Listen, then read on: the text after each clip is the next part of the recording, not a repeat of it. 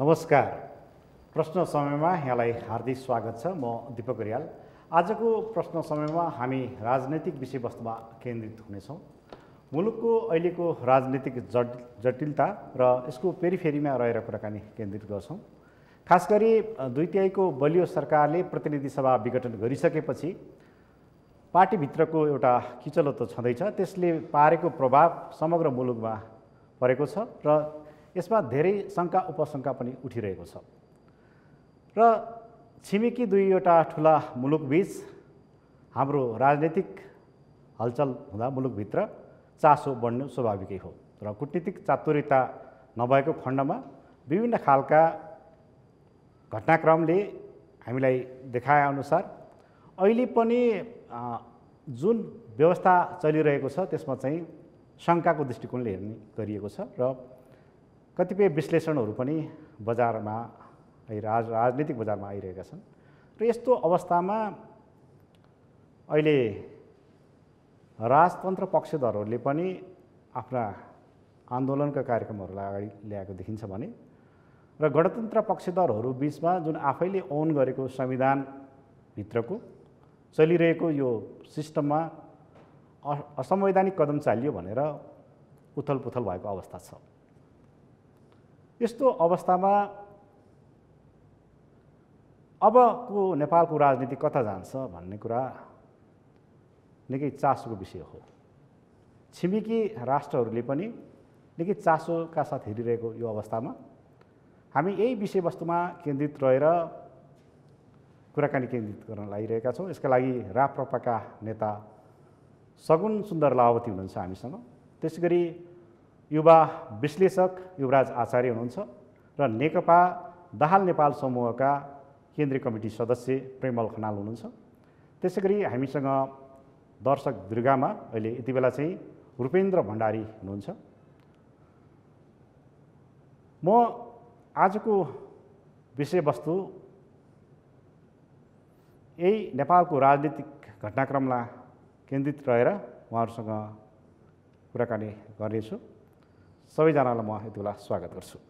धन्यवाद। नमस्कार। कुरा सुरु गरौँ लावतीजीबाटै। वैचारिक रूपमा तपाईँले यो व्यवस्थालाई, अहिले चलिरहेको व्यवस्थालाई विरोध गर्नुहुन्छ र घटनाक्रमले पनि अहिले जुन खालको गणतान्त्रिक व्यवस्थाभित्र अथवा यो चलिरहेको सिस्टममा चाहिँ केही फेरबदल आएको छ अथवा पार्टीभित्र किचलो देखिएको छ। एउटा पार्टीभित्रको किचलोको कारण चाहिँ प्रतिनिधि सभा नै विघटन भएको छ। सर्वोच्चले यसको फैसला आफ्नो हिसाबले गर्ला र तपाईँहरू पनि आन्दोलनमा हुनुहुन्छ। कतै त्यस्तो पूर्व सङ्केत, त्यस्तो केही सिम्बोलहरूका आधारमा तपाईँहरूले यो आन्दोलन अगाडि बढाउनु भएको हो अथवा यो चाहिँ परिस्थितिजन्य कारण हो, के हो यो लावतीजी? अब पहिलो कुरा, यहाँ निमन्त्रणा दिनुभयो, त्यसको लागि धन्यवाद दिन चाहन्छु। म एउटा प्रश्न पारौँ। राष्ट्रिय प्रजातन्त्र पार्टी प्रजातान्त्रिक मूल्य मान्यतामा विश्वास राख्ने पार्टी हो। हामी प्रजातन्त्रका सबै पक्षलाई हामी आत्मसात गर्छौँ, सम्मान गर्छौँ, मानवाधिकार हैन, जनताको सर्वोच्चता लगायतका। तर हाम्रो यो संविधान बन्दैखेरिदेखि अब अहिलेसम्म पनि हाम्रो केही रिजर्भेसन्सहरू थियो होइन, असहमतिको कुराहरू थियो। राज संस्था र हिन्दू राष्ट्रको मूलभूत कुरालाई लिएर चाहिँ हाम्रो यहाँ चाहिँ आलोचनात्मक हाम्रो यसमा समर्थन रहिआएको र यो जगजाहेर कुरा पनि हो। संविधान सभामा पनि यो व्यक्त भएको कुरा, यो जनताले देशले जानेकै कुरा हो। र जहाँसम्म हाम्रो कार्यक्रमको कुरा गर्नुभयो, यो चाहिँ केही समय यतादेखि देशव्यापी रूपमा स्वतस्फूर्त रूपमा नेपाली जनता, त्यसमा पनि बहुसङ्ख्यक युवा पुस्ताका युवाहरूको सहभागितामा स्वतस्फूर्त हैन, अब र्याली गर्ने, बाइक र्याली गर्ने, माग गर्ने राज संस्था हिन्दू राष्ट्रको विषयमा त्यो चलिरहँदाखेरि हाम्रो पनि त्यही मुद्दा हामीले उठाउँदै आएको, स्वाभाविक रूपमा त्यसमा हाम्रो समर्थन सहयोग हुने नै भयो। र हाम्रो पार्टीले पनि यो संसद अथवा प्रतिनिधि सभा विघटन हुनुभन्दा पूर्व नै कार्यक्रम राखेको थियो, त्यसलाई निरन्तरता दिउँ। तर हाम्रो यो दुईटा मूलभूत मुद्दाको सँगसँगै हामीले भ्रष्टाचारको नियन्त्रण हैन, रोजगारी, युवाहरूको रोजगारी होइन। अब गोलमेज सम्मेलन लगायतका धेरैवटा महिलाको अधिकार, छुवाछुतको अन्त्य, यस्ता कुरा धेरैहरू हामीले आन्दोलनको क्रममा उठाएका छौँ। तर अब हाइलाइट भएको ध्यानमा आएको विषय त तपाईँले भन्नुभएको जस्तै राष्ट्र संस्थाको विषय हो र सनातन हिन्दू राष्ट्रको विषय हो। म अलिकति प्रेमलजीसँग जान चाहन्छु। हजुर। प्रेमलजी, जुन अहिले संसद विघटन भयो, प्रतिनिधि सभा विघटन भयो होइन, राष्ट्रिय सभा त छँदैछ, यो तपाईँहरूको आन्तरिक किचलोको कारणले मात्रै भयो कि यसमा बाह्य हस्तक्षेप अथवा बाह्य कारण पनि छ? यो भूमिकामा मैले धेरै कुरा भनिसकेको छु होइन, त्यस्तो के? अब धन्यवाद। निश्चित रूपमा अब हाम्रो पार्टी नेपाल कम्युनिस्ट पार्टीले अब गत निर्वाचनमा झन्डै 2/3 हाराहारीमा जनमत पाएर, जनादेश पाएर सरकार सञ्चालन गर्दै आएको हो। केपी शर्मा ओली प्रधानमन्त्री भएको हाम्रो तर्फबाट र 3 वर्ष व्यतीत भइसकेको अवस्था छ र यतिखेर पार्टीले उहाँलाई त्यो सरकारको मोर्चामा पठाएको र ठिक ढङ्गले जनादेश बमोजिम र हामीले जनता सामु वाचा गरेका प्रतिबद्धता अनुसार, संविधान अनुसार, कानुन अनुसार र जुन देशमा एउटा समाजवादको दिशामा जानुपर्छ त्यो दिशामा काम गर्ने गरी एउटा त्यो मेन्डेट दिएर सरकारमा पठाएको अवस्था हो। र 3 वर्षको कालखण्डमा आइपुग्दाखेरि सरकारले राष्ट्र जनताले भएका समस्यालाई सम्बोधन गरेर एउटा जनताको एउटा मन जित्ने खालको कामहरू हुन सकिरहेको अवस्थामा र समाजवादी एप्रोचबाट राज्य सञ्चालन गर्ने कम्युनिस्ट पार्टीको त्यो अहिबार आएपछि र संविधानले पनि दिशाबद्ध गर्यो कि देशलाई समाजवादमा लैजाने भनेर भनिसकेपछि त्यो खालका समाजवादी नीति कार्यक्रमहरूको बारेमा चाहिँ के छ भने सरकारले त्यो खालका कामहरू गर्न सकेपछि पार्टीभित्र स्वाभाविक ढङ्गले मतलब चाहिँ बहस छलफल भयो। सरकारले चाहिँ त्यो दिशामा जान सकेन र हिजोकै नवदरबारकै पेरिफेरीमा रहेर शिक्षामा, स्वास्थ्यमा, आवासमा, खाद्यान्नमा, खानेपानीमा सबैतिर चाहिँ के छ भने चाहिँ मतलब हिजोकै नवदरवादी नीति कार्यक्रमलाई पक्षपोषण गर्ने काम गरिदिएको।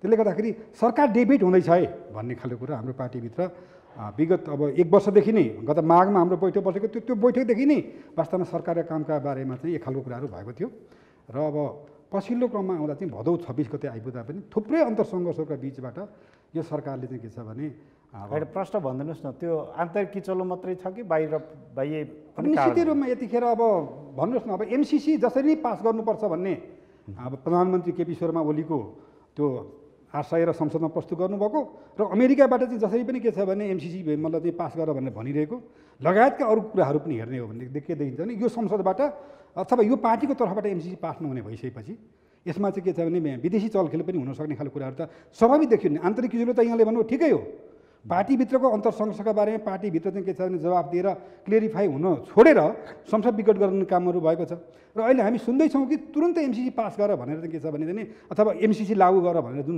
खालको आइरहेको छ यसबाट के भन्छ भने बाह्य पनि केही प्रभाव त छ होला। त्यसको बारेमा अहिले धेरै बहस छलफल गर्नुभन्दा नि आन्तरिक कारण नै पार्टीलाई बहुदलीय व्यवस्था छ, पार्टीप्रति जवाबदेही हुनुहुन्छ। पार्टीले एउटा मोर्चामा पठाएको मान्छेले पार्टीभित्र नआइकन बाहिर संसदले चुनेको प्रधानमन्त्री हो, संसदले नगइकन तपाईँको चाहिँ जुन संसद विघटन गर्ने कामहरू भयो यो वास्तवमा चाहिँ के छ भने ठुलो कुनै भएको संवैधानिक कु भएको छ भनेर र हाम्रो पार्टीले त प्रतिगमनै भयो। अग्रगमनमा जानुपर्ने, समाजवाद दिशामा जानुपर्ने, तर संसदले के छ भने बन्द गर्ने कामहरू भयो र त्यसले गर्दा चाहिँ के छ भने अब स्वाभाविक ढङ्गले यो एउटा असफल भयो भन्न खोज्नु भयो होइन? यो असफल होइन, यो त्यो दिशामा जान खोजेको चाहिँ व्यक्तिवादी प्रवृत्ति हाबी भएको छ।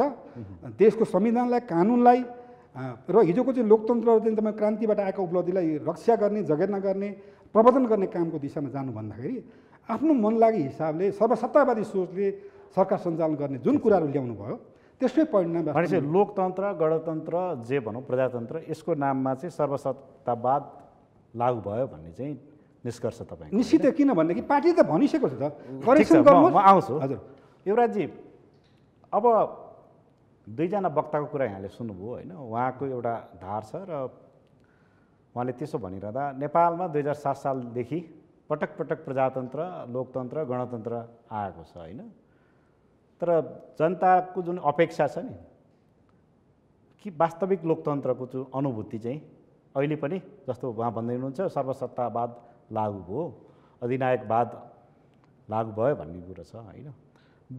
शब्दमा मात्रै आयो कि यो व्यवहारमा पनि आयो भन्ने कुरा जुन उठिरहेको छ त्यसका लागि यो माटो सौदो व्यवस्था भएन भनेर चाहिँ सगुनजीहरू पनि आन्दोलनमा हुनुहुन्छ एकातिर भने, अर्कोतिर नेकपाको एउटा किता चाहिँ आन्दोलनमा छ होइन। कि हाम्रो मुलुकको जियोलोजिकल्ली यस्तै हो अथवा हाम्रा राजनेताहरूको चाहिँ त्यो दूरदर्शिताको चाहिँ कमी के विश्लेषण गर्नुहुन्छ यो कुरामा चाहिँ? यहाँ त अब दुईजनाको कुरा सुन्दा अब आफ्नै पार्टीका अब पहिले नेकपाको कुरा गर्दा चाहिँ उहाँहरू कम्युनिस्ट हो भने कम्युनिस्ट भइदिए यो आधा समस्या त्यसै समाधान हुन्छन्।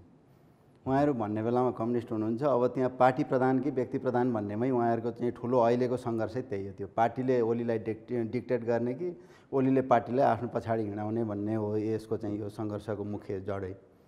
त्यो चाहिँ अब सगुन सरहरूको पार्टीमा पनि त्यो कतिचोटि फुट्यो कतिचोटि जुट्यो, त्यसको सबै कारण त्यो चाहिँ उहाँहरू व्यक्ति केन्द्रित हुनुभयो। सैद्धान्तिक विचारको कुनै अर्थ छैन। म चाहिँ त्यो सैद्धान्तिक हो देख्दिनँ। उहाँहरू चाहिँ अब खास राजावादी हो भने राजावादी मात्रै भइदिए पनि राजाको चाहिँ एउटा संरक्षकत्व पाउनुहुन्थ्यो। 13-14% चाहिँ पूर्व पञ्चहरूको अहिले आएर उहाँ त नयाँ पुस्ताको हुनुहुन्छ, उहाँहरूको त्यो सबै 13-14% चाहिँ एकै ठाउँ रहने चाहिँ वातावरण हुन्थ्यो। तर राजाले उहाँहरूलाई पनि 3 टुक्रा बनाएर त्यो मध्येको सबभन्दा अनपपुलर चाहिँ को छ त्यो उसलाई लिएर शासन गर्न खोज्नुभयो। त्यहीँभित्र उहाँहरू पनि राजाको छारी मुनि बस्न सक्नु भएन, कारण चाहिँ उहाँहरूकै राजालाई हेर्ने दृष्टिकोणमै चाहिँ फरक मत आयो। त्यसैले चाहिँ हिजोसम्म पनि उहाँहरूको झगडा हुन्थ्यो, अब राजतन्त्रलाई मान्ने कि हिन्दू उसलाई मान्ने कि नमान्ने भनेर। अहिले आएर एउटा क्षणिक एकतामा हुनुहुन्छ। प्रेमल सरहरूको पनि ठ्याक्कै त्यही, उहाँहरू कम्युनिस्ट हो भने हामी चाहिँ खाँटी कम्युनिस्ट हो भनिदिएदेखि उहाँहरू कता जाने। एकचोटि त्यो भेनेजुएलाको र उसको चाहिँ एकैचोटि आएको थियो डेभोसको एउटा त्यो वर्ल्ड इकोनोमिक फोरम र त्यो भेनेजुएलाको राष्ट्रपतिका चाहिँ छोरा यहाँ आउने एकैचोटि परेको थियो कि उहाँहरू ठ्याक्कै त्यही नै हो। कोही चाहिँ भेनेजुएलातिर फर्किनु भएको छ, कोही चाहिँ डेभोसतिर फर्किनु भएको छ। अब यहाँ सबैलाई चाहिँ अब हामी चाहिँ लिबरल उसमा आइसकेका हौँ, हामी पहिलेको जस्तो चाहिँ अब परम्परागत कम्युनिस्ट होइन भनेर बाहिर एउटा मासलाई देखाउनु परेको छ। पार्टीभित्र चाहिँ कम्युनिस्ट पार्टीले जे भन्छ त्यो मान्ने हो तिमीले भन्नुहुन्छ। त्यही भएर उहाँहरू दुईवटा धरातलमा उभिएको हुनाले चाहिँ यो प्रब्लम छ। काङ्ग्रेसमा पनि थोर बहुत त्यही छ। त्यो हुनाले हाम्रो समस्याको मुख्य जड चाहिँ अब हाम्रोमा पार्टी प्रधान हुने कि व्यक्ति प्रधान हुने, एउटा व्यक्ति र पार्टीको सम्बन्ध के हुने, अनि एउटा व्यक्तिले पार्टीभित्र आफ्नो प्रभुत्व जमाउनका लागि चाहिँ अनि बाह्य शक्तिको सहारा लिने कि नलिने। उसले जब चाहिँ भित्र कमजोर हुन्छ उसले बाह्य शक्तिको सहारा लिएको छ। अहिले पनि अब कसैलाई चाहिँ बाहिर इन्डिया पठाउनु होला, कोही चाइना चाहिँ अब सुटुक्क जालान्, चाइनाका कुदिरहेछन्, इन्डियाको अर्को आउला, कोही चार्टर प्लेन गरेर आउलान्, कोही चाहिँ रेलबाट आउलान्। तर त्यसको सबैको पछाडि जब यहाँभित्र उहाँहरू चाहिँ जुझ्नु कसैले भेट पाएनन् भन्ने पनि सुनिएको छ होइन? अब भेट पाएन भन्ने त उहाँहरूले अब जसलाई इच्छा गर्नुहुन्छ, जसलाई चाहिँ पछिल्लो त्यो सत्तामा बलियो बनाउनु छ उहाँहरूलाई मात्रै भेट दिने चाहिँ इन्डियाको पहिलेदेखिको बानी हो। त्यसैले म चाहिँ त्यो आन्तरिक रूपमा लोकतन्त्रको कहिले अभ्यास गर्नु भएन। अनि उहाँहरूले चाहिँ ती इस्युहरूलाई चाहिँ आफ्नो अनुकूल हुने गरी अनि विदेशीलाई पनि आफ्नो अनुकूल हुने गरी प्रयोग गर्न खोज्ने। उहाँहरूले विदेशीलाई प्रयोग गर्छौँ भन्नु हो, विदेशीले उहाँहरूलाई प्रयोग गरेको थाहा पाउनु भएन। म चाहिँ यो अस्थिरताको जड फेरि आउँछु युवराजीसँग। प्रेमलजी, यो गोल चक्करमा हजुर तपाईँहरू फस्नु भयो? अब फस्ने यस अर्थमा कि उहाँले अघि जुन शब्दहरू भन्नुभयो नि, हामी कम्युनिस्ट आन्दोलनलाई लोकतान्त्रिकरण गर्न चाहन्छौँ। जसरी समाज व्यवस्थालाई लोकतान्त्रिकरण गरेर हामी अगाडि बढ्दैछौँ, राज्य व्यवस्थालाई लोकतान्त्रिकरण गरेर अगाडि बढ्दैछौँ, र कम्युनिस्ट आन्दोलनभित्र पनि मतलब हाम्रा निश्चित मूल्य मान्यताहरू छन्, सिद्धान्तहरू छन्। हामी मार्क्सवाद लेनिनवादमा प्रतिबद्ध छौँ, त्यसलाई आत्मसात गर्छौँ। यसको बावजुद पनि हामी कम्युनिस्ट आन्दोलन लोकतान्त्रिकरण गर्ने भनेको कम्युनिस्ट पार्टीभित्र आन्तरिक लोकतन्त्रलाई बढावा दिने, यहाँ व्यक्ति हाबी हुने, नेता हाबी हुने होइन। त्यहाँ कमिटी सिस्टम हाबी हुनुपर्छ, सामी छलफल हुनुपर्छ, चिन्तन हुनुपर्छ, र जुनसुकै निर्णयहरू पनि के तपाईँले त्यो भनिरहँदा जस्तो मार्क्सवाद लेनिनवाद भनिरहँदाखेरि चाहिँ जस्तो बहुदलीय जनवादमा आएर चाहिँ फेरि एकीकरण गर्नुभयो होइन? त्यो त अब गल्ती हो त्यसो भए? त्यो त यसो छ। अब बहुदलीय जनवादको उपादेयताका बारेमा पर्याप्त छलफल गर्न सकिन्छ 62-63सम्म आइपुग्दाखेरि। त्यो जबजकै गाइडलाइनबाट शान्तिपूर्ण जनक्रान्ति सम्पन्न भएको छ र मदन भण्डारीको अगुवाईमा जो 5औं महाधिवेशनबाट जो पास भयो जब त्यो पुँजीवादी क्रान्ति सम्पन्न गर्नको लागि थियो। त्यसमाले एउटा कोर्स समाप्त भइसक्यो जबजको, र अब हामी समाजवादी क्रान्तिमा जाँदैछौँ। त्यसमाले समाजवादी क्रान्ति मतलब गर्नको लागि, समाजवादमा जानको लागि नयाँ खालको क्रान्तिको कार्यक्रम आवश्यक छ। तर जबजभित्र भएका जुन अन्तर्वस्तुहरू छन् होइन, लोकतन्त्रको कुरा, मानवाधिकारको कुरा, तपाईँले त्यसो भन्नुहुन्छ भने त्यो अस्ति भएको एकीकरण भनौँ न, हजुर, त्यो चाहिँ के स्वार्थको लागि मात्र गरियो? निश्चितै हो। अहिले अब सुनिँदैछ अब केपी ओली लगायतका नेताहरूले मदन भण्डारी फाउन्डेसनको नाम माध्यमबाट जबज जिन्दाबाद भनेर ब्यानरै राखेको हुन्छ र त्यहाँ गएर गरिदिनु भएको छ। हिजो के थियो, जबजलाई ड्रप गरेको थियो, प्रचण्ड कमरेड र चाहिँ केपी कौनको बिचमा सहमति जो भयो, जबजलाई ड्रप गरिएको थियो। अनि अब जबज अहिले कहिले आयो त भने जब अन्तर्कलह सुरु भयो, अन्तर्सङ्घर्ष सुरु भयो, त्यसपछि अब जबजको कुरा, औचित्य कुरा र जबजवादीहरू एक हुनुपर्छ, एमालेहरू एक हुनुपर्छ। यो भनेको चरम अवसरवाद हो। हेर्नुहोस्, जबजलाई ड्रप गर्ने कि नगर्ने भन्ने बारेमा त सैद्धान्तिक वैचारिक बहस। मैले थोरै कुरा सिम्बोलिक भने, जबजले पुँजीवादी क्रान्ति सम्पन्न गर्नको लागि त्यो एउटा के छ एउटा सिद्धान्त नै भन्नु, नीति कार्यक्रम नै भयो। तर अब हामी समाजवादी क्रान्तिमा जानको लागि जबजको औचित्यता र त्यसका सामर्थ्यता पनि छन्, तर समाजवादी क्रान्ति गर्नको लागि नेपालमा नयाँ खालको क्रान्तिको कार्यक्रम आवश्यक पर्छ। हुनसक्छ जबजको अन्तर्वस्तुलाई पनि हामी लिनु पर्ला। त्यसो हुनाले अहिले हामीले महाधिवेशन नहुनुसम्म के भन्यो भने समाजवाद उन्मुख जनताको जनवाद भन्यो। त्यसले के गर्छ त भने शब्दको कुरा, त्यसले के गर्छ भने डेमोक्रेसीलाई शब्द जालको मात्रै कुरा भयो। यसले त अस्थिरता निम्तायो नि त, होइन? तपाईँहरूको जुन वैचारिक रूपमै असहमति हुँदाहुँदै एकीकरण भयो, स्वार्थको लागि एकीकरण भयो, त्यसको परिणाम चाहिँ अहिले भोग्यो, होइन? अहिले एउटा त्यत्रो 2/3 सरकार अथवा एउटा बलियो संसद, प्रतिनिधि सभा त्यो विघटन भयो। त्यसका पछाडि केपी शर्मा ओली प्रधानमन्त्रीज्यूले चाहिँ विभिन्न कारण दर्शाउनु भएको छ कि यो संसदमा त्यस्ता खालका विधेयकहरू थिए जसले तपाईँले अघि उल्लेख गरिसक्नु भएको छ, एमसिसी, नागरिकता, होइन, मिडिया, गुठी झन्डै 38 वटा यस्ता विधेयक थिए जसले चाहिँ नेपाली जनमानसलाई चाहिँ विभक्त पारिरहेको थियो। त्यो राष्ट्रियतामै चुनौती आउने खालका विधेयकहरू थिए। त्यो विघटन गरेर मैले राष्ट्रियता जोगाएँ भनेर केपी शर्मा ओली भनिरहनु भएको छ। भनेपछि तपाईँ फेरि त्यसको किन विरोध गर्नु? होइन, अब कसरी जोगाउने? जस्ता खालका विधेयकहरू यहाँ लैजुन भन्नुभयो, यही सरकारको पालन गएको होइन नागरिकता विधेयक। विदेशीहरूलाई तपाईँको चाहिँ लाखौँ लाख विदेशीले नागरिकता पाउने खालका, विदेशी ज्वाइँहरूले नागरिकता पाउने र यहीँ घरवास गर्न पाउने खालको जो कानुनले भनेको छ कि विदेशी नागरिकलाई कसरी नागरिकता दिनुपर्छ भन्ने खालको कुरा चाहिँ खुला नागरिकता दिने खालको कुराहरू चाहिँ के अरे आएको थियो, होइन? गुठी विधेयकको कुरा गर्नुहोस्, आज जनताहरू उठ्यो नि त, हेर्नु सडकबाट उठ्यो।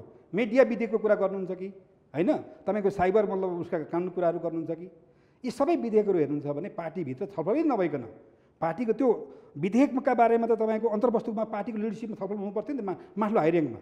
यो चाहिँ पार्लियामेन्टमा गएर त्यहाँ चाहिँ के छ राख्ने काम भएको छ। यसको मतलब के भने कम्युनिस्ट पार्टीले रुटी गरिएको छ। कम्युनिस्ट पार्टीको नीतिअनुसार त्यो विधेयक छ कि छैन भनेर पार्टीले कहिले पनि तपाईँको त्यो बारे छलफल गर्न पाएन। 3टा बजेट आएन, नीति आए, कार्यक्रम आए, कुन दिशामा जानुपर्छ भन्ने बारेमा एक दिन पनि त्यो पार्टीभित्र छलफल भएन। भने दिशाहीन अवस्थाबाट गुज्रियो। त्यसो हुनाले यो अहिलेको ठिक छ, यसले अस्थिरता निम्तायो। अहिले अस्थिर छ, होइन, निराशा छ आम नागरिकमा पनि। यति नै बेला फेरि अघि कोष करेक्सनको कुरा गर्नुभयो लावतीजीले, के त्यो अस्थिरताको फाइदा अब के राजतन्त्र पक्षधरहरूले भनेको जस्तै हुने हो? त्यतातर्फ पनि तपाईँहरूले अब यसो छ दिपक सर, के हुन्छ भन्नुहुन्छ भने यो समाजको जुन एउटा प्रणाली हो नि, अब हामीले सिस्टम चेन्ज गऱ्यौँ र गणतन्त्र ल्यायौँ, लोकतन्त्र ल्याएका छौँ, तर यसलाई लोकतन्त्र र गणतन्त्रको अनुभूति हुने गरी के हुनु पर्थ्यो भने संरचनाहरू निर्माण हुनु पर्थ्यो, रूपान्तरण हुनु पर्थ्यो। हिजो एउटा नयाँ व्यवस्था तर सक्नु भएन। त्यही त म भनेछु, यसको सिस्टम के हुन्छ भने सुपर स्ट्रक्चर हुन्छ माथि, अनि तल के अरे बेस हुन्छ, होइन? जबसम्म तपाईँ सुपर स्ट्रक्चरमा चेन्ज गर्नुहुन्न नि, परिवर्तन गर्नुहुन्न नि, हिजोकै मतलब राजा जस्तै राष्ट्रपतिका शैलीहरू व्यवहारहरू हुने, हिजोको जस्तै तपाईँको सवारीहरू मतलब चाहिँ लिएर हिँड्नुपर्ने, होइन? राष्ट्रपति हिँड्यो भने सारा तपाईँको सिङ्गो काठमाडौँ बन्द हुनुपर्ने, होइन? सारा कुराहरू राजसी शैलीबाटै जनताको छोरो राष्ट्रपति भएको छ, छोरी राष्ट्रपति भएको छ, प्रधानमन्त्री भएको छ, हिजोकै राजाकै मतलब ढाँचा वा शैलीमा चाहिँ नै मतलब हामी नि यसो मतलब के नि सुपर स्ट्रक्चरमा हामीले रूपान्तरण परिवर्तन गरेनौँ, नम्बर 1 कुरा। दोस्रो कुरो, जनताको जो आशा थियो, विश्वास थियो कि जनतालाई आज के चाहिएको छ, 50 लाख। तपाईँहरूले गरेको कामबाट चाहिँ उहाँहरूलाई फाइदा भयो लावतीजीहरूलाई भनेर बुझौँ त्यसो भए? अब फाइदा होइन, यसो छ, अब यसो छ, यत्रो युगान्तकारी क्रान्ति भएर हेर्नुहोस्, बलिदान भएर, रगत बगेर, रगतको खोलो बगेर तपाईँको जुन युगान्तकारी परिवर्तन भएको छ र राजतन्त्रको अन्त्य भएको छ र संविधान बनेको छ। संविधानले सबै जात जाति भाषा संस्कृतिलाई एकुमुलेट गरेर तपाईँको जुन संविधानको दस्तावेज बनेको छ। यद्यपि अघि उहाँले भन्नु हाम्रो मतलब डिफर छ, राख्न पाउनुहुन्छ बेलै कुरा, तर अब यो के छ भने यतिखेर चाहिँ तपाईँको चाहिँ डेमोक्रेसीलाई एक्सटेन्ड गर्ने सवालमा भइरहेका बहसहरू, छलफलहरू, आन्दोलनहरू भइरहेको बेलामा अनि अर्को ढङ्गको चाहिँ मतलब कुराहरू मलाई लाग्छ यो त्यस्तो खालको प्रयत्न नगर्दा पनि हुन्छ। किनभने उहाँहरू पार्लियामेन्टमा आइसक्नु भएको छ, मन्त्री हुनुभएको छ, क्याबिनेटमा बस्नु भएको छ, कमल थापाजीहरू हिजो डिपिएम चलाइसक्नु भएको छ। अनि अहिले फेरि तपाईँको चाहिँ किन त्यो अब एक खालको भनौँ न यसलाई अर्को अर्थ नलिने हो भने किन मौका छोपेर सडकमा आउने हो भने त्यसले के छ भने भोलि प्रतिक्रान्तिलाई निम्त्याउने कुरो हुन्छ। त्यसमा प्रतिक्रान्तिले भोलि गएर त्यसको एडमिसमा फेरि क्रान्ति हुन्छ। त्यस्तो बेला को कहाँ बढारिन्छ थाहा हुँदैन। त्यसमा जे अवस्थामा उहाँ मतलब छौँ हामी, संविधानले जे कुरा हामीलाई गभर्न गरेको छ त्यसकै मतलब पेरिफेरीमा हामी रहनुपर्ने हुन्छ। राजनीतिक पार्टीहरू, दलहरू होइन, र हामी सबै चाहिँ त्यो रहनुपर्छ। संविधानभन्दा बाहिर गएर हामीले कुनै पनि गतिविधि गर्नु हुँदैन। म लावतीजीबाट आउँछु। जुन तपाईँहरूले वकालत गरिरहनु भएको छ होइन, एउटा मौकामा चौका हान्न मात्रै खोज्नु भएको हो अथवा यो स्वाभाविक युवा पुस्ता उठेको हो? होइन, यो आरम्भैदेखि हामीले उठाएको मुद्दा यो व्यक्तिगत यो मतलब मन परेर अथवा नजिक भएर भन्दा पनि यो सैद्धान्तिक हाम्रो दर्शनसँग सम्बन्धित हो। एउटा कुरा म अघि तपाईँले उल्लेख गर्नुभयो 7 सालदेखि यतासम्म, र हाल पनि प्रेमलजीकै भनाइबाट पनि बुझ्न सकिन्छ यो देशमा अहिले पनि प्रजातान्त्रिक व्यवस्था राम्ररी चलेको छैन। तपाईँलाई म एउटा उदाहरण दिउँ। डेमोक्रेसी इन्डेक्स प्रजातन्त्रको सूचकाङ्क छ विश्वव्यापी मापन गर्ने, त्यसलाई 4 भागमा विभक्त गरेको छ। पूर्ण प्रजातन्त्र, त्यसपछि त्रुटिपूर्ण प्रजातन्त्र, मिश्रित सत्ता र अधिनायकवाद। यो देशहरूलाई, शासन व्यवस्थाहरूलाई विश्वका शासन व्यवस्था 4 भागमा राखेको छ र नेपाललाई चाहिँ मिश्रित सत्ता भन्ने ठाउँमा छ। भनेपछि हाम्रो देशको नेपालको प्रजातान्त्रिक व्यवस्था हामी जुन भन्छौँ त्यो चाहिँ वास्तवमा प्रजातान्त्रिक छैन अथवा यसलाई सुधार गर्नुपर्ने धेरै ठाउँ छ भने त्यहाँबाट बुझिन्छ। र हामीले राष्ट्रिय प्रजातन्त्र पार्टीले भनेको चाहिँ हाम्रो दर्शन के हो भने, हाम्रो सोच के हो भने यो संवर्धनवादको दृष्टिकोणबाट अगाडि बढ्नुपर्छ। अब कन्जर्भेटिभ भनिन्छ अङ्ग्रेजीमा होइन, कन्जर्भेटिजम भनिन्छ। कन्जर्भेटिभ भन्दाले मान्छेले अनुदार, तर कन्जर्भेटिभको माने कन्जर्भ गर्ने होइन, वातावरण पर्यावरण कन्जर्भ गरे जस्तै यो बचाउने, सम्वर्धन गर्ने।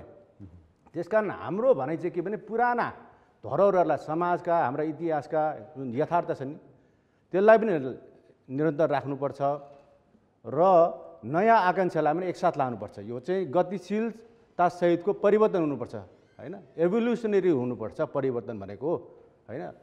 त्यो हाम्रो सोच हो। जस्तै एउटा तपाईँलाई उदाहरण दिइदिउँ, हामीले भन्नु खोजेको के हो भने अब हामीभन्दा विपरीत दृष्टिकोण राख्नेले हामीलाई उल्टो देख्ने, उहाँहरूलाई हामीले उल्टो देख्ने त स्वाभाविक प्रक्रिया हो। तर हामीले के भन्नु खोजेको भने बेलायतमा एकपटक राज संस्था हट्यो, त्यहाँ पनि गणतन्त्र स्थापना भयो, चल्यो केही वर्ष। पछि त्यो क्रम सकिएपछि राजाको घाँटी काटेर होइन गणतन्त्र स्थापना भएपछि पछि राजाकै पुस्तालाई होइन वंशलाई खोजेर विदेशबाट ल्याएर स्थापना गरे। त्यो प्रक्रियालाई चाहिँ पुनर्स्थापना, रेस्टोरेसन भने, त्यसलाई प्रतिगमन अथवा रिग्रेसन भनेनन् होइन। त्यो किन गरियो भन्दाखेरि देशको आशावादी हुनुहुन्छ होइन, म भनिहालौँ। त्यो किन गरियो भन्दाखेरि देशको धर्म, निजी सम्पत्ति, देशको प्रजातन्त्र होइन लगायतका धर्म, संस्कृति, परम्परा बचाउनलाई त्यो गरियो। त्यो मानेमा हामीले पनि यो देशको प्रजातन्त्र बचाउनलाई, देशको राष्ट्रियता बचाउनलाई होइन, जनताको हक अधिकार, राष्ट्रियता सबै कुरा बचाउनलाई हामीले। तपाईँले त्यसो भनेर त्यो तपाईँ कति आशावादी हुनुहुन्छ त्यो फर्कने भन्ने कुरामा चाहिँ? फर्किने भन्ने कुरामा कति आशावादी हुन्छ? एउटा राजनीति भएर मात्रै हो होइन, यो त हाम्रो कन्भिक्सनको कुरा हो। हामीले निरन्तर जनता माझमा गएर उठाइरहेको कुरा हो। हिजो हुँदाखेरि म व्यक्तिगत तपाईँलाई अनुभव भनिदिउँ, मेरा पार्टीका साथीलाई पनि त्यस्तो अनुभव भएको छ। हामीलाई करिब सामाजिक बहिष्करण जस्तोको अनुभव हुन्थ्यो। एकरो समाज एकातिर जाँदाखेरि होइन, एकरो हुन्छ नि, एउटा कालोलाई 1000 पटक तपाईँले सेतो भन्नु सेतो देख्छ भनिन्थ्यो नि। राज संस्था अन्त्य भएपछि यहाँ सामन्तवादको अन्त हुन्छ भन्ने थियो। सङ्घीयता आएपछि यहाँ जातीयता, समावेशिता, प्रतिनिधित्व सबै हुन्छ भन्थ्यो होइन। तर हामीले त्यतिखेर पनि हामी भन्थ्यौँ यो त साध्य होइन साधन हो भन्थ्यौँ होइन। यो आउनसाथ परिवर्तन हुन्छ भन्ने ग्यारेन्टी छैन, यो चाहिँ आचरणमा फरक पर्छ, विधिमा फरक पर्छ, भर पर्छ भन्थ्यौँ। अब आज हेर्नुहोस्, अब उहाँले राष्ट्रपतिको मात्रै कुरा गर्नुभयो होइन। अब राष्ट्रपतिले, प्रधानमन्त्रीले राष्ट्रपतिलाई दुरुपयोग गरेको, राष्ट्रपति आफैले विवादस्पद कामहरू गरेको पटक पटक देखिएको छ। दलको होइन, गुटको होइन, व्यक्तिको मतलब प्रभावमा पऱ्यो भने आम आलोचना छ, विश्लेषण छ, मिडियाले होइन सबैले भनेको छ। अब त्यो अवस्थामा चाहिँ अब देशमा यो दलभन्दा माथि रहने एउटा अभिभावकीय भूमिका निर्वाह गर्ने खालको निष्पक्ष संस्था चाहियो भनेर त सबैले भनिरहेछ नि। अहिले संवैधानिक सङ्कट छ, संविधानमै व्यवस्था नभएको धाराहरू अथवा व्यवस्थाहरू, अधिकार मैले प्रयोग गरेँ भनेर प्रतिनिधि सभा विघटन गरिएको छ। अब संविधान बनेको 5 वर्ष भयो, 2टा संविधान सभा लगाएर चुनाव भएर झन्डै 2/3 सरकार बन्यो, जङ्गबहादुर पछि सबभन्दा शक्तिशाली प्रधानमन्त्री भनियो होइन, चलनचल्तीको भाषामा। त्यसले डेलिभर गरेन। किन गरेन? सङ्कट किन उत्पन्न भयो त्यति छोटो समयमा? त्यत्रो लामो लगानी गऱ्यौँ, त्यति धेरै पैसा लगानी गऱ्यौँ, 2टा चुनाव गऱ्यौँ हामीले, किन त भनेर यो प्रश्न गर्नुपर्ने बेला आछ। मलाई सोध्नुहुन्छ भने किन गरेन? कर्ता र तपाईँको अब समाजशास्त्रमा के भन्छ भन्दाखेरि स्ट्रक्चर र होइन एजेन्सीको कुरा गर्छ कि कर्ता र संरचना। कर्ता भनेको नेता अथवा व्यक्ति पात्र, संरचना भने नियम कानुन संविधान, दुईटै सिस्टम, दुईटैको सम्मिश्रणबाट फेलियर भयो। विधिको शासन भन्ने त उहाँ आफैले भन्दै हुनुहुन्छ, प्रेमलजीले हाम्रै पार्टीमा लागेन भन्नुभयो। विधिको शासन देखिएन, विधिभन्दा माथि रहने। तपाईँहरूलाई त स्पेस दिनुभयो नि त उहाँहरूले त होइन? उहाँहरूले दिनु भएन। यो अहिले हिजोकै हामी त हिजोकै प्रक्रिया गलत भयो भन्दै आएको हो नि, अहिले प्रमाणित हुँदैछ भन्ने हाम्रो। उहाँहरूले राम्रो गरिदियो भने त यो बहस पनि चल्थेन होला सायद। होइन, यो लामो समय जान्छ जस्तो लाग्दैन थियो हामीलाई होइन, किनभने यो सही बाटोमा गएको छैन। ल ठिक छ लावतीजी, म आउँछु तपाईँसँग। युवराजजी, 1 वर्ष अगाडितिर तपाईँलाई म लैजान्छु। एकजना वरिष्ठ पत्रकार पी खरेलले राज संस्था जुन नेपालबाट बिदा भयो, राज संस्थासँग चाहिँ छिमेकी राष्ट्रले चाहिँ विभिन्न खालको चाहिँ अफरहरू चाहिँ गरेको थियो, त्यो अस्वीकार भयो। त्यसको कारण चाहिँ दलहरूलाई चाहिँ छिमेकीले चाहिँ समर्थन गर्यो र नेपालको राज संस्था गयो भनेर भन्नुभयो। त्यसको केही समयपछि संविधान जारी भयो। संविधान जारी भएपछि असन्तुष्ट व्यक्त भयो। त्यो असन्तुष्टिकै कारण चाहिँ अहिलेको प्रतिनिधि सभा विघटन भनेर चाहिँ भनिएको छ। तपाईँलाई त्यस्तो लाग्छ? मलाई त्यस्तो चाहिँ लाग्दैन। अब विदेशीहरूले चाहिँ जति बेला यहाँ अलिकति खेल्ने मलिलो माटो पाउँछ त्यति बेला चाहिँ आफ्नो केही हो चाहिँ विचारको पनि बिउ रोप्ने हो उनीहरूले। तर हाम्रो सरकार सञ्चालनमा जब चाहिँ त्यो त्रुटि आउँछ, हामी चाहिँ बाहिरतिर आँखा लगाउँछौँ कसैले हेल्प गर्छ कि भनेर, चाइनालाई इन्डियालाई हामीले चाहिँ हेर्ने चाहिँ त्यो खरेल सरको उसमा म त्यति हो चाहिँ छैन। तर दुईटा फोर्सहरू, दुईटा शक्तिहरू यहाँ चाहिँ यो अहिलेको जुन प्रक्रिया यहाँसम्म आएको छ 2006-07 पछिको यो 62-63 आन्दोलन पछिको प्रक्रिया, यसबाट दुईटा शक्ति चाहिँ असन्तुष्ट छ। दुईटा शक्ति असन्तुष्ट छ। त्यो मध्येको एउटा भनेको अब उहाँले चाहिँ सम्वर्धनवादी भन्नुभयो। सम्वर्धन गर्नुपर्ने चिज चाहिँ ध्वस्त गरे भन्ने चाहिँ अब उहाँहरूको चाहिँ बुझाइ भएको हुनाले हामी चाहिँ सम्वर्धनवादी भन्नुभयो उहाँहरूले। त्यो एउटा फोर्स चाहिँ त्यो। अर्को भनेको चाहिँ यो संविधान जारी भएपछि, जारी हुँदाखेरि चाहिँ जुन उहाँहरूका असन्तुष्टिलाई सम्बोधन गर्नु पर्थ्यो त्यो गरिएन भनेर एउटा आदिवासी जनजातिको मार्जिनलाइज्ड कम्युनिटी जसले भन्नुहुन्छ उहाँहरू पनि अलिकति असन्तुष्ट हुनुहुन्छ, मधेसको जनजातिको र थोरै बहुत महिलाहरूको पनि। अब मौकामा चौका हान्ने भनेको चाहिँ यति बेला जब हाम्रो चाहिँ ओली सरकारको फेलर भयो, उहाँले चाहिँ यो यो संविधानमाथि नै बहस गर्ने चाहिँ वातावरण उहाँले सिर्जना गरिदिनु भयो। त्यसपछि त उहाँहरूले खोज्नु स्वाभाविक हो। यो पहिलेदेखिको प्रक्रिया गलत थियो, त्यसैले सुरुदेखि जाउँ भन्नु उहाँहरूले चाहिँ स्वाभाविक हो। अनि अर्को पक्षले पनि, मधेसले, जनजातिको समूहले, अरू जो सन्तुष्ट छैनन् उनीहरूले पनि यो पोको खोलेको बेला चाहिँ आफूले हात गाड्ने हो सबैले। त्यसैले अलिकति यो युवाहरू चाहिँ अहिले नेपालको झन्डा बोकेर ठ्याक म देख्छु ठाउँ ठाउँ चोकमा राखेर एउटा भ्यानमा ल्याएर त्यो चाहिँ अर्गनाइज छ। 100-150 मान्छेहरूको जुलुस चाहिँ त्यही कुदिरहेछ। म अस्ति भैँसे पार्टीको उसमा देखाएको थिएँ, 3-4वटा जुलुस मैले देखेँ। त्यो चाहिँ एकै खालको युवाहरूको ऊ छ। त्यसमा चाहिँ दुईटा, अब यो निराशालाई भजाउने हाम्रो चाहिँ पोलिटिकल यो कल्चर भयो, हाम्रो राजनीतिक संस्कृति चाहिँ अर्काको गलत कामबाट आएको निराशालाई भजाएर आफू सत्तामा जाने चाहिँ भयो। तर आशा जगाउने हिसाबले चाहिँ कोही आएन। क्षणिक आशा जगाएको थियो चाहिँ नेकपा, दुईटा नेकपा चाहिँ मिसिएपछि यिनीहरूले पोलिटिकल स्थायित्व दिन्छन् भन्ने एउटा थियो। हजुर, राजनैतिक स्थायित्व चाहिँ उनीहरूले दिन्छन्। त्यसपछि यो हाम्रो पहिलेको जस्तो किचोलोमा चाहिँ जानु पर्दैन, यसले चाहिँ समृद्धितिर देश जान्छ भन्ने थियो। त्यसलाई त अब कुठाराघात गरिहाल्नु भयो उहाँहरूले। बाघ कराउनु, बाख्रा हराउनु, यो चाहिँ मलाई त्यस्तै यो चाहिँ संयोग मात्रै हो जस्तो लाग्छ। यो त्यसरी प्लान उसमा चाहिँ अब यस्तो हुन्छ, त्यसपछि चाहिँ राजावादीहरू जुलुस लिएर आउँछन्, फेरि यो सडकको जुलुसबाट चाहिँ राजतन्त्र पुनर्स्थापना भएको पनि छैन। यो 5वटा चाहिँ रिसेन्ट राजतन्त्र पुनर्स्थापना भएकाहरू एक ठाउँ चाहिँ अफर गर्दा पनि आएनन्। अफगानिस्तानको राजा चाहिँ उनलाई आऊ भन्दा पनि नआएर लोया जिर्गा भन्ने त्यहाँ चाहिँ त्यो ठालुहरूको चाहिँ उसले चाहिँ ह्यान्डल गरेर त्यसपछि 3टा 4वटा चुनाव भयो। राजालाई आऊ भन्दा पनि आएनन्। क्याम्बोडियामा आयो, त्यहाँ चाहिँ पहिलेको कम्युनिस्ट फोर्सहरूसँग सम्झौता गरेर आयो। त्यो भएर अहिले चाहिँ राजा आए तर डेमोक्रेसी सक्ने हिसाबले आए क्याम्बोडियामा पनि। अर्को चाहिँ युगान्डामा चाहिँ त्यो कबिला राजाहरू 5वटा चाहिँ 93मा चाहिँ रिस्टोरै गरेको हो। त्यहाँ चाहिँ पुनर्स्थापना एउटा चाहिँ 2009मा गर्यो भनेको युगान्डाभित्रका साना साना प्रान्तमा चाहिँ 5-6वटा राजाहरू कबिला राजाहरू चाहिँ पुनर्स्थापित भएका छन्। तर सडकबाट जुलुस निकालेर हुन चाहिँ म त्यति देख्दिनँ। यो रिफरेन्डमबाट कहीँ भएको छ। हाम्रो त्यो 2008को चुनाव चाहिँ झन्डै रिफरेन्डम। तपाईँसँग फेरि आउँछु, त्यहाँ केही कुरा अझै बाँकी छ। म रूपेन्द्र भण्डारीतर्फ जान चाहन्छु। रूपेन्द्रजी, तिनैजनाको कुरा यहाँले सुनिरहनु भएको छ। अहिलेको जुन परिस्थिति हेर्दा होइन, जुन घटनाक्रम अगाडि बढेको छ, तपाईँको मनभित्र चाहिँ के लागेको छ? एउटा युवा हुनुहुन्छ, जोस जाँगर छ, केही गरौँ मुलुकमा भन्ने भावना लिएर हिँड्नु भएको छ है। तपाईँले कसरी हेर्नु त मान्छे?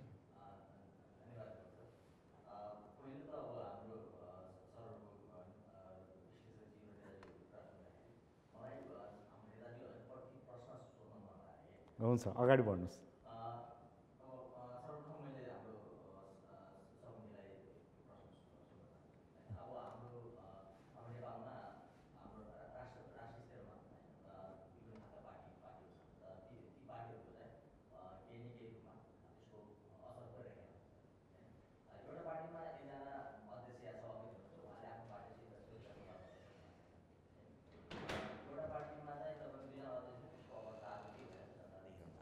होइन, यसै अवस्थामा रहेको हाम्रो सगुनजीको पार्टी है, जहाँ चाहिँ 3जना अध्यक्ष हुनुहुन्छ। 3जना अध्यक्ष हुनुहुन्छ र उहाँहरूले चाहिँ उठाएको एजेन्डा धर्मनिरपेक्षताको विरोध र नेपालमा हिन्दू राष्ट्र हुनुपर्छ र अनि राष्ट्र पुनर्स्थापना हुन्छ भन्ने खालको जुन उहाँको एजेन्डाहरू उठाएर जुन जानुभएको छ होइन। जबकि उहाँहरूले आफ्नो पार्टीभित्र नै एकल नेतृत्वको चाहिँ भनौँ न, उहाँले चाहिँ अनुभूति गर्न नसकिकन उहाँले 3-3जना अध्यक्ष राख्नु भएको छ भने उहाँहरूले उठाएको एजेन्डा कसरी उहाँहरूले स्थापित गर्न सक्नुहुन्छ त? जबकि आफ्नो नेताहरूले स्थापित गर्न सक्नुहुन्न भनेपछि होइन, उहाँहरूले आफ्नो पार्टीको व्यवस्थापन भन्दा पनि उहाँ व्यक्ति व्यवस्थापनमा लागेको छ देखिएको छ, जसको परिणाम हालको नेकपाले चाहिँ भोगिरहेको छ। यो हाम्रो सगुनजीलाई यो प्रश्न। अर्को प्रश्न पनि छ आफ्नो। र अनि हाम्रो प्रेमल सरलाई अब विभिन्न खालका चाहिँ यहाँ चाहिँ हामी उपनामहरू दिइकन नेकपाको धेरै कुराहरू भयो। तर अन्तिममा हालको अवस्थामा आइकन उहाँहरूले यति कम्युनिस्टको यति शीर्ष स्थानमा पुगिसकेका नेताहरूले पनि आजको अवस्थामा आएर आफ्नो एउटा व्यक्तिगत हिसाबको व्यक्ति स्वार्थ केन्द्रित भएको हुनाले उहाँहरूले आजको दिनमा एक्लै अर्कालाई यति निम्न स्तरको चाहिँ शब्द प्रयोग गरिकन एक्लै अर्कालाई वैधानिकता त दिइराख्नु भएको छ होइन। त्यसले चाहिँ साँच्चै के कम्युनिस्ट भन्ने कुरा जनाउँछ हाम्रो प्रेमल सरलाई यो। र अनि हाम्रो युवराज सरलाई होइन, र हालको परिस्थितिमा जुन खालको चाहिँ प्रधानमन्त्री केपी शर्मा ओलीले जुन चाल्नु भएको कदमलाई कु भनेर विभिन्न खालका चाहिँ मिडिया आइरहेको छ मिडियाबाट, र त्यो मिडियामा जुन खालको यो कुको कुरा आइरहेको छ हाम्रा विभिन्न खालका विश्लेषकहरू भनिराख्नु भएको छ होइन। र विश्लेषकको हिसाबबाट हेर्दाखेरि हाम्रो युवराजजीले यो खालको घटनालाई जनतालाई कसरी बुझाउनुहुन्छ त? के साँच्चैकै कु हो त यो? ठिक छ, धन्यवाद। धन्यवाद। म लावतीजीतर्फ जान चाहन्छु। एउटा दर्शक दीर्घाबाट जुन प्रश्न आयो, तपाईँहरू आफ्नै पार्टीको 3जनालाई मिलाउन सक्नु भएको छैन भने त्यो एजेन्डालाई कसरी चाहिँ अगाडि लान सक्नुहुन्छ भन्नुभएको छ। होइन, अब समाजभित्रकै पार्टी भएकोले, समाजभित्रकै जनता नागरिक व्यक्तिहरूको पार्टी भएकोले अन्य पार्टीमा समाजका अन्य पक्षमा भएका कमी कमजोरी टुटफुटको विगत होइन, अब केही आन्तरिक प्रजातन्त्रको सवालहरू अब सङ्क्रमणमा रहे जस्तै अरू ठाउँमा हाम्रो पार्टीमा पनि छ। र हाम्रो पार्टी चाहिँ गत प्रतिनिधि सभामा हाम्रो साँच्चै के भन्दाखेरि एकदम अहिलेसम्मको रेकर्डमा सबभन्दा न्यून उपस्थिति हामीले पायौँ। जनताले हामीलाई नसिहत दिए। अब हाम्रो विगतका अनुभव, विगतका क्रियाकलाप सबै हेरेर होला, अथवा गठबन्धनको प्रभाव पनि होला होइन राजनीतिक गठबन्धन चुनावी गठबन्धनको प्रभाव पनि होला हाम्रो रणनीतिको असफलता पनि होला सबै कारण हो तर यो हामी आफैले पनि नेताहरूले कार्यकर्ताहरूले शुभचिन्तकहरूले बाहिरका स्वतन्त्र विश्लेषकहरूले होइन पत्रकारहरूले सबैलाई यो कन्जर्भेटिभ फोर्सको राइट अफ द सेन्टरको एउटा स्पेस छ जस्तै इन्डियामा एउटा बढेर आएको छ अथवा विश्वव्यापी रूपमा देखिन्छ यो मुभमेन्ट होइन राइट अफ द सेन्टरको त्यो शक्तिको चाहिँ स्पेस समाज जस्तो छ त्यस्तै हाम्रो नेता हाम्रोमा छ भन्ने कुरा चाहिँ कुरेर बसिरहन्छ एकचोटि हाम्रो पाला आउँछ भन्ने होइन मैले भन्नु खोजेको त्यो स्पेस छ भनेर हामीलाई दबाब सुझाव पायौँ र हामीले मिल्नु बाध्यता हो भनेर मिल्नै पर्छ भनेर हामीले पनि भन्यौँ र पार्टी मिल्यौँ र यो सङ्क्रमणकालीन व्यवस्था मात्र हो हाम्रो अधिवेशनले अब एकल नेतृत्व नै छान्ने हो हाम्रो वैशाखमा हामीले तय गरेका थियौँ अब त्यो क्यालेन्डर चेन्ज हुन्छ कि के हुन्छ अब हेर्नु पाइन्छ किनभने अब हामीले सोचेका थिएनौँ प्रतिनिधि सभा विघटन हुन्छ नयाँ चुनाव हुन्छ अब त्यो पनि अदालतले अन्तिम फैसला दिनु पाइन्छ यद्यपि त्यसले चाहिँ अब हाम्रो के हुन्छ भन्ने हो तर त्यो त्रय नेता राखे पनि 3टा अध्यक्ष राखे पनि हाम्रो मुद्दा एजेन्डा कार्यक्रममा कुनै समस्या छैन आन्तरिक परिचालनमा केही समस्या छैन भनेपछि अब एकल चाहिँ राष्ट्र संस्थाको पक्षधर भएर जानुहुन्छ तपाईँहरू होइन अनि पहिलेदेखि हो अहिले पनि छौँ होइन त्यसमा दुविधा छैन फेरि राष्ट्र संस्था भनेको तपाईँको एउटा यो विश्वव्यापी अभ्यासलाई हेर्नुहोस् न होइन विश्वव्यापी अभ्यास हेरौँ जुन देशमा सुदृढ उन्नत प्रजातन्त्र छ त्यहाँ राष्ट्र संस्थासहितको प्रजातन्त्र शासन गर्ने राजा भने होइन हामीले राष्ट्र संस्था भने होइन संविधानको डेकोरमभित्र बस्ने होइन इलेक्टेड नै हुन्छ शासन गर्ने निकाय व्यक्ति होइन ठिक छ अब अलिकति म युवराजीतर्फ जान चाहन्छु युवराजी जस्तो संवैधानिक कु भनेर भन्यो होइन मिडियाहरूमा पनि आए होइन के यो संवैधानिक कु हो अथवा होइन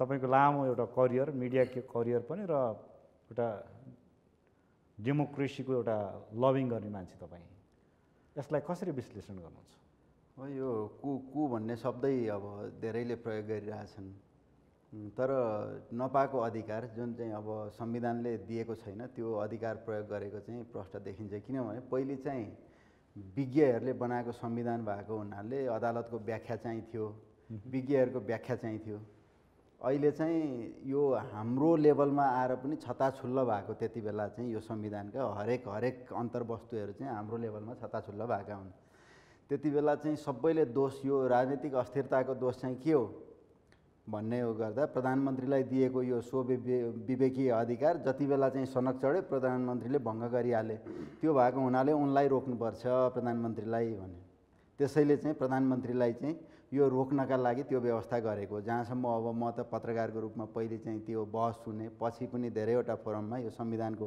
अन्तर्वस्तुका बहस सुन्दाखेरि प्रधानमन्त्रीलाई त्यसमा रोक्नुपर्छ भने त्यसो भए त अब प्रधानमन्त्रीलाई चाहिँ त्यसबाट रोक्ने हो भने त्यसको चाहिँ सट्टामा के दिने भन्दा 2 वर्षसम्म उहाँलाई चाहिँ अविश्वासको प्रस्ताव ल्याउन नदिने यसरी चाहिँ सट्टेबाजी भएको हो यो चाहिँ 2 वर्षसम्म अविश्वासको प्रस्ताव ल्याउन नदिए बापत उहाँलाई चाहिँ यो संसद विघटन गर्ने रोकेको त्यो त्यसैले तपाईँले 2 वर्षसम्म जुन छ नि अविश्वासको प्रस्ताव लिन जुन व्यवस्था थियो त्यो व्यवस्था हुनुन्जेलसम्म चाहिँ नेकपाभित्रको प्रतिपक्षले चाहिँ चुप्लाएर बस्यो होइन जब केपी ओलीले नक्सा सार्वजनिक गर्नुभयो त्यसपछि चाहिँ कुनै शक्तिले उहाँहरूलाई चलायो भन्ने चाहिँ मलाई चाहिँ सत्तापक्षको भनाइ छ है त्यो मलाई त्यो इमिडिएट कज भन्छ नि त्यो तत्कालीन कुनै कारण खोजेको मात्रै हो त्यो पहिले घटना घट्ने उ थियो अनि त्यसलाई चाहिँ कारणको लेप मात्रै लाउनु भएको उहाँहरूले मलाई त्यो नक्सा र उसको त्यति सम्बन्ध छ जस्तो मलाई लाग्दैन किनभने ओलीजीको काम गराई पहिलेको प्रधानमन्त्री ओलीको काम गराई र उसको चाहिँ पार्टी जस्तो छ त्यो पार्टी पहिलेदेखि जसरी आन्तरिक लोकतन्त्रको अभ्यास गर्दै आयो यो 15-20 वर्षमा कम्युनिस्ट पार्टी भए पनि राम्रो लोकतान्त्रिक अभ्यास चाहिँ भित्र गर्दै आएको हो पछि उहाँहरूले चाहिँ अचानक यो चुनाव जित्नका लागि उहाँलाई देउता बनाउनु भयो अब त्यो देउता बनाएको ठाउँबाट उहाँलाई लगेर नालीमा सेलाउने चाहिँ यो जुन हो छ त्यसैको पसिना आएको मात्रै हो उहाँहरूलाई लास्टमा लगेर सेलाउनै पर्ने थियो तर देउता यसरी बनाउनु भयो त्यो चाहिँ उहाँहरूले त्यो म्यारिज अफ कन्भिनियन्स के भन्छ उहाँहरूले त्यो सजिलोको लागि त्यति बेला चाहिँ स्थानीय निकायमा भएको चुनावको परिणाम हेरेर हतार उहाँहरूले चाहिँ पार्टी एकीकरण गर्नुभएको हामी चाहिँ गएर तेस्रो शक्ति हुन्छौँ अथवा दोस्रो शक्ति हुन्छौँ, सत्तामा जान सक्दैनौँ भनेपछि उहाँहरूले सबै चिज कम्प्रोमाइज त्यति बेला गर्नुभयो। तर अब ओलीलाई मात्रै 5 वर्ष खाइराख्न दिनलाई प्रचण्डले सबै त्याग गरेर आउनु भयो जस्तो त लाग्दैन मलाई। उहाँहरूको कुनै चाहिँ थियो होला त्यो भित्र चाहिँ कुनै गोप्य सम्झौता, तर त्यो सम्झौतालाई बाहिर ल्याउनु भएन। उहाँहरूले सम्झौतालाई बाहिर ल्याउन गाह्रो भयो। उहाँहरूको प्रब्लमै त्यही छ। मुख्य चाहिँ माथि नेताहरूको साँठगाँठ अर्कैतिर छ, उहाँहरू चाहिँ अर्कै खेलकुद गर्नुहुन्छ। उहाँहरूको चाहिँ बिहान बेलुकाको उठबस अन्तै छ। कार्यकर्तालाई प्रशिक्षण चाहिँ अहिले पनि मुड्की उज्याएर एकदम ऱ्याडिकल हामी चाहिँ नर्थ कोरियै पो गइहाल्छौँ कि चाइनै पो गइहाल्छौँ कि भनेर तालिम दिइराख्नु भएको छ। यो बिचमा सामञ्जस्यता ल्याउन चाहिँ उहाँहरूलाई कता कता प्रब्लम भयो जस्तो, अनि कसरी ल्याउने भनेर भित्र चाहिँ आन्तरिक अभ्यास नभएको। हामीले कार्यकर्तालाई ढाँटिरहेछौँ, तर कसरी ट्याक्टफुल्ली ढाँट्ने भन्नेमा चाहिँ हामी अभ्यास गरौँ न भनेर उहाँहरू कहिल्यै लाग्नु भएन। कार्यकर्तालाई ढाँटेको ढाँटे, माथि चाहिँ अर्कैतिर साँठगाँठ चाहिँ भइरहेछ। यो दुईवटा विश्व विघटन पनि त्यहाँ आएर जोडिन्छ तपाईँले भनेको। अब यसमा चाहिँ उहाँहरूभित्र अब एउटा चाहिँ कम्युनिस्ट पार्टी ठुलो भएर आएपछि उसले चाहिँ विदेशीहरूलाई जुन सुरुको त्यो प्रश्न भन्दैनौँ न, यो वैचारिक हिसाबबाट अथवा उहाँहरूको त्यो कारणले हो कि तपाईँले भनेको जस्तो माथि साँठगाँठ अर्कै, कार्यकर्तालाई भन्ने कुरा अर्कै?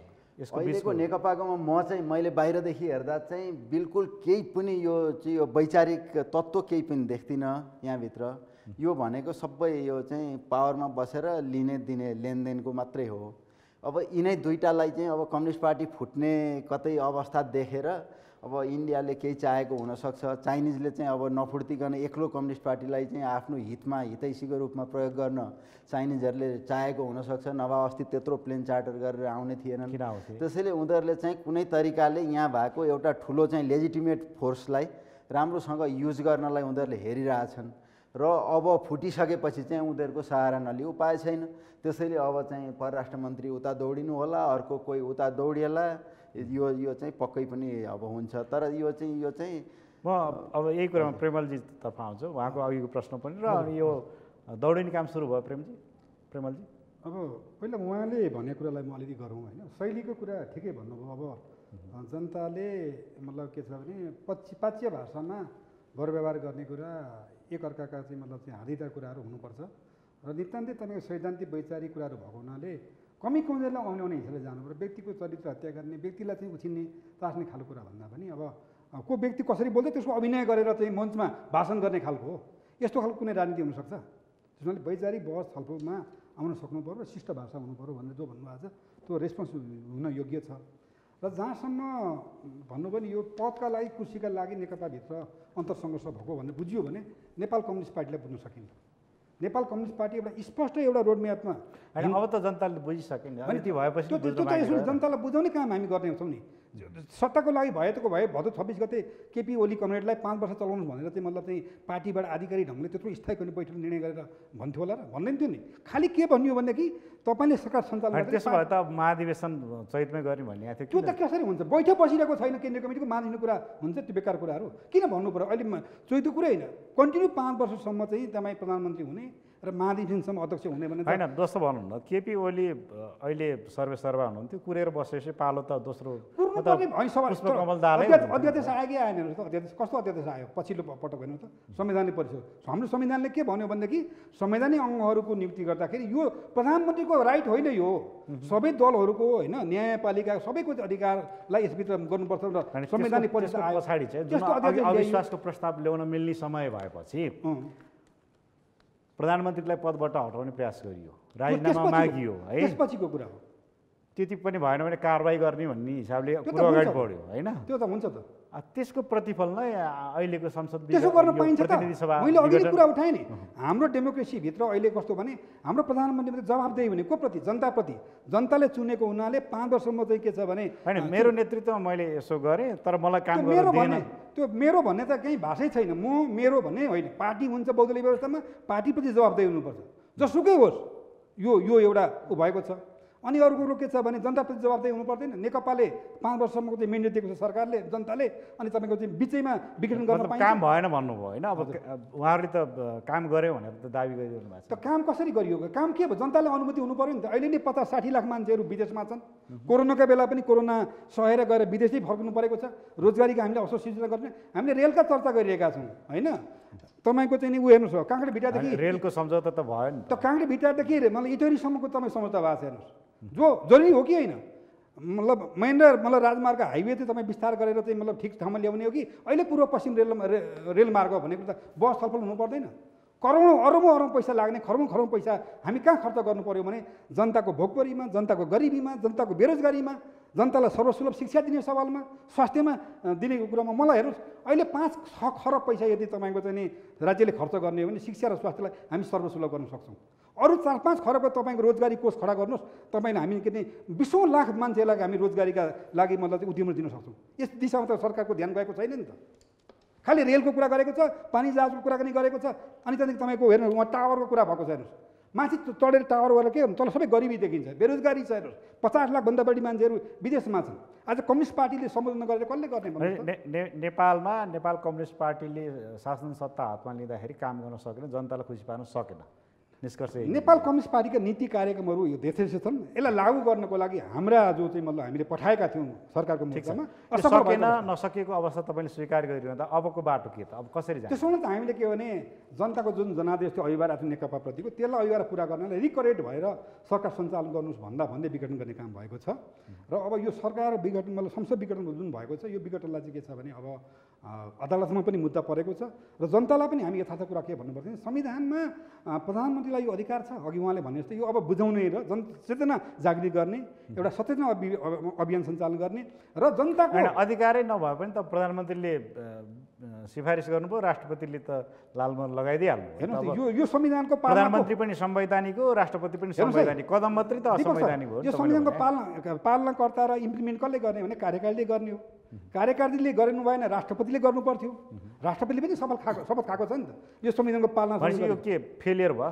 अब अदालतमा संविधान फेलियर भयो कि खालि त्यो अब अदालतमा आएको छ होइन। एउटा आकार उकार पनि तपाईँको के छ भने यो कदममा संविधान सम्मत छैन। त्यसमाले हामी त सम्मानित अदालतप्रति विश्वास गरिएका छौँ र सबैले भने सर्वोच्च अदालतको न्यायाधीश, पूर्वमा प्रधान न्यायाधीश, सबै व्यक्तिहरूले के भन्नुभएको छ भने यो असंवैधानिक कदम भनेर भनिरहेको छ। खालि नेकपाकाले मात्रै यो भनेको छैन हेर्नुहोस्। अब असंवैधानिक हो होइन त अदालतले भन्ला प्रेमलजी होइन त जनताको संविधानको भावना नि त बुझ्नु पऱ्यो नि त।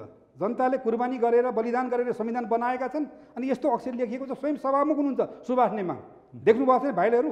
कुनै पनि हालतमा यो संविधान अनुसार प्रधानमन्त्रीले विघटन गर्न पाउँदैन भनेर उहाँले व्यक्त गरेका कुराहरू अहिले तपाईँको भाइरल भइरहेको छ। भनिसकेपछि एकातिर अदालतले निष्पक्ष ढङ्गले हेर्नेछ, अर्को कुरो जनताले पनि अब के चाहिँ जागरण बस्छ। जबसम्म संविधानको सही व्याख्या हुँदैन, यसको चाहिँ समर्थन हुँदैन, सब जनता के जागरण बस्छ। बस्ने तहमा हामी के छ भने एउटा जनजागरण सिर्जना गर्ने तहमा जान्छौँ र जनताको बलले, जनताको ताकतले। राजनीतिक कुरा नै भएन, राजनीतिक कुरा कसरी? नियम कानुन अदालतको कुरा ठिक छ, उसले गर्ने कुरा अदालतले त के भने हामीले फैसला नगरोस् त भनेका छैन नि, गर्नुपर्छ। सम्मानित अदालत जस्तो फैसला आए पनि तपाईँहरू स्वीकार हुन्छ। त्यो त कसरी हुन्छ र? संविधान अनुसार हुनु पर्छ, संविधानको व्याख्या गर्नुपर्छ। जस्तो भन्ने कुरा हुन्छ? संविधानको व्याख्या त अब अदालत बाहेक अरू कसले गर्न सक्छ र? न तपाईँले सक्नुहुन्छ न मैले। भोलि जनताले गर्छ, त्यसोभने जनताले गर्छ। जनताले रगत बगाएर ल्याएको जनताले गर्छ भने चुनावमा जानुहुन्छ। कसरी चुनाव जान्छ? कसरी हुन्छ? हिजो ज्ञानेन्द्र सायलले पनि यस्ता मतलब कदमले चालेको होइन र? तर जनताले के गर्यो त भने त्यसलाई त के नै फिर्क्याउने काम गर्नु। तपाईँहरूको बाटो हिजो रेस्टोरेसन अफ पार्लियामेन्ट भयो कि भएन? दिपक सरलाई थाहा छ, जनआन्दोलनकै बलमा मतलब पार्लियामेन्ट पुनर्स्थापना भएको होइन? नजिर त छ। त्यसो भएपछि जनताले गर्छ। जनता सार्वभौम हो, जनताले चाह्यो भने। बहुमतको प्रधानमन्त्रीले गरेको सिफारिस खै कहाँ छ यहाँ संविधानमा? आज त्यसमाले प्रधानमन्त्री आज पार्टी त्यसो भए त सगुनजीले भन्नु होला होइन, 2047 सालको संविधानमा चाहिँ कहाँ छ चाहिँ यो अपरिवर्तन धारा चाहिँ? यो संविधानले हाम्रो प्रधानमन्त्रीलाई एक अधिकार पनि दिएको छैन। गर्नुपर्छ क्याबिनेटभित्र बसेर, क्याबिनेटमा त्यो मेम्बर। तपाईँले जसरी भन्नुभयो भने सगुनजीलाई नि त भन्ने बाटो खुल्यो नि त अब होइन। 47 सालको संविधानमा अपरिवर्तन लेखेको चिज त परिवर्तन भयो होइन सगुनजी? त जनताको आन्दोलनले ल्याएको हो नि त, परिवर्तन गर्यो। जनताको आन्दोलनले परिवर्तन गरियो। तर मेरो कुरा टुङ्ग्याउन दिनुहोस्। ठिक छ। त्यसो हुनाले यसलाई यो ख्यालख्याल विषय होइन हेर्नुहोस्। म फेरि पनि जोड दिन्छु, हजारौँ जनताको रगतबाट बगेर बलिदान गरेर ल्याएको संविधानलाई आज एकजना व्यक्तिलाई सनक चलो भनेर सर्वसत्तावादी सोचका आधारमा तपाईँको यसलाई मलाई नामित पार्ने काम गर्नु हुँदैन। यो सामान्य अदालतले हेर्ने काम गर्छ र जनता तल जागराम बसेको छ। टोल टोल बस्तीबाट के छ भने संविधानको रक्षा होस्, पालना होस् भनेर भनिरहेको छ। अब यस्तो अवस्थामा तपाईँको पनि त जनताको कुरा गर्नु होला होइन? जनताकै कुरा गर्ने हो राजनीतिक दलले। जनताले समर्थन दियो भने हाम्रो एजेन्डा अगाडि बढ्ने हो, नभए हामी सङ्घर्ष रहने, जनतामा जाने हो। यो सबै छलफलबाट पनि के देखिन्छ भने राष्ट्रिय राजनीति अहिले यहाँको छलफलबाट नि एउटा विधिको शासन, इमान्दारिता र नैतिकताको कुरा आउँछ। र हामीले विगतलाई फर्केर हेर्ने हो भने सहमतीय प्रजातन्त्र राजनीतिको यहाँ धेरै व्याख्या वर्णन भएको थियो एक समय। ठिक, एकदम छोटोमा भन्नुहोस् है। त्यो भनेको चाहिँ भागभण्डामा गयो कि सहमतीय भनेको कसैलाई नछुटाउने, वञ्चित वर्गलाई नछुटाउने, होइन, द्वन्द्वलाई हटाउने। तर त्यो मार्गचित्र हेर्नुहोस्, द्वन्द्वको समयदेखि शान्ति प्रक्रियादेखि नै गल्ती भएको छ। त्रिपक्षीय थियो यहाँको द्वन्द्व, होइन, संसदवादी शक्ति, राज संस्था र तत्कालीन विद्रोही माओवादी। तर एउटा पक्षलाई चट्टै छोडियो, त्यसरी आएको छ। संविधान निर्माणको क्रममा पनि संविधान सभालाई एउटा निमित्त जस्तो बाहिर निर्णय गर्ने प्रक्रिया आयो, होइन। निषेधको राजनीति भयो, तपाईहरु विधिभन्दा माथि बस्यो। कुरा प्रजातन्त्र र लोकतन्त्र गरे र विधिभन्दा माथि बसेर कसैले सानो समूहले निर्णय गर्ने प्रक्रियाहरू आयो।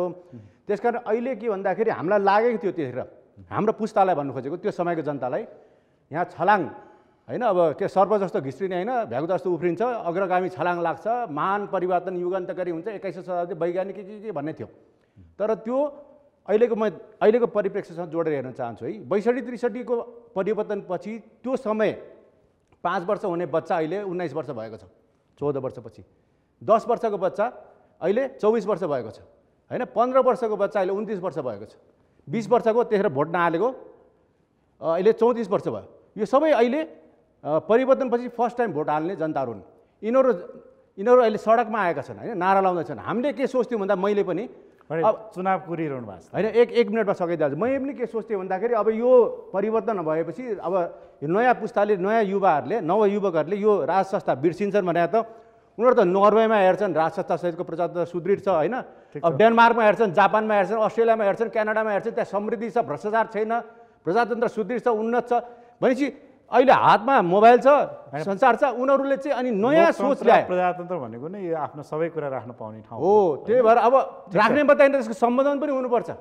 राखेको जनताको कुरा सम्बोधन हुनुपर्ने प्रजातन्त्र भने त्यो पनि हो। अब यहाँ बोल्नको लागि, लेख्नको लागि अथवा सबै चिज भने लोकतान्त्रिक भयो, होइन, शब्दमा चाहिँ सबै कुरा भयो, यो राज्य, होइन।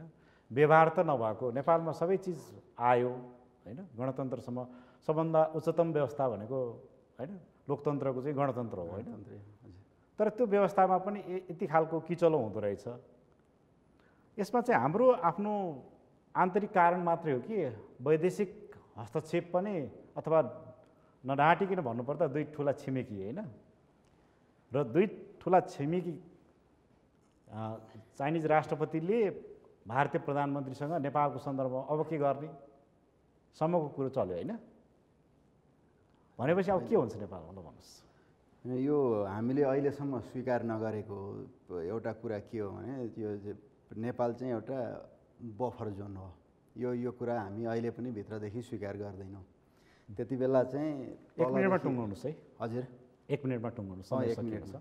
तलदेखि ब्रिटिस साम्राज्य आयो, माथिदेखि चाइना चाहिँ अब एक्सपान्ड हुँदै आयो। अनि ब्रिटिस साम्राज्य र चाइनाले चाहिँ टिबेट र सिक्किम चाहिँ साटासाटै गरेको हो। त्यो हिस्टोरिकल डकुमेन्ट हेर्नु। संसारका यी साना देशहरू चाहिँ तपाईँ बेल्जियम, लक्जमबर्ग, नेदरल्यान्ड्सदेखि इन्डो चीनसम्म तपाईँ हेर्दै जानुहोस्, दुईवटा ठुला साम्राज्यका बिचमा चाहिँ साना साना देशहरूको सिर्जना भएको छ। अहिले भूगोल चाहिँ ल्याएर ग्लोबमा अहिले हेरे पनि हुन्छ। त्यसको चाहिँ आफ्नै एक खालको सन्दर्भमा के हुन्छ ठ्याक्कै एक लाइनमा भनिदिनुहोस् न। त्यसको चाहिँ आफ्नै नेचर हुन्छ। त्यो साना देशहरू जो चाहिँ बफरको रूपमा चाहिँ पहिले आफ्नो अस्तित्वमा रहे, इतिहासमा इन्डिपेन्डेन्ट रहे, तिनीहरूलाई चाहिँ दुइटैले सर्टेन चिज उसको लागि, उद्देश्यको लागि जोगाएर राखेको हो। हामीले चाहिँ आफ्नो उद्देश्य पूर्ति गर्नको लागि कहिले चाहिँ चाइना कुद्ने, कहिले चाहिँ इन्डिया कुद्ने हुँदाखेरि त्यो हाम्रो जुन बफरको हामी आफै निर्धारण गर्न सक्दैनौँ, अरूले नै गरिदिनुपर्छ। अहिलेको सङ्कटको समाधान हामी निर्धारण गर्न सक्थ्यौँ, तर हाम्रो भित्र आन्तरिक किचोलोलाई चाहिँ बाह्य शक्ति ल्याएर अनिखेर भित्रको आफ्नो आन्तरिक शत्रुलाई दमन गर्न, शत्रु पनि होइन मित्रै हो हुन्छ, तर आन्तरिक प्रतिस्पर्धीलाई चाहिँ दमन गर्नका लागि बाह्य शक्तिको आड लिएर गरेको पोलिटिक्स पहिलेदेखि नै अहिलेसम्म। यहाँहरू सबैलाई धन्यवाद। सगुनजी, युवराजजी, प्रेमलजी र रूपेन्द्रजी, यहाँहरू सबैलाई धेरै धेरै धन्यवाद। आजको प्रश्न समयको निर्धारित समय सकिएको छ। नमस्कार।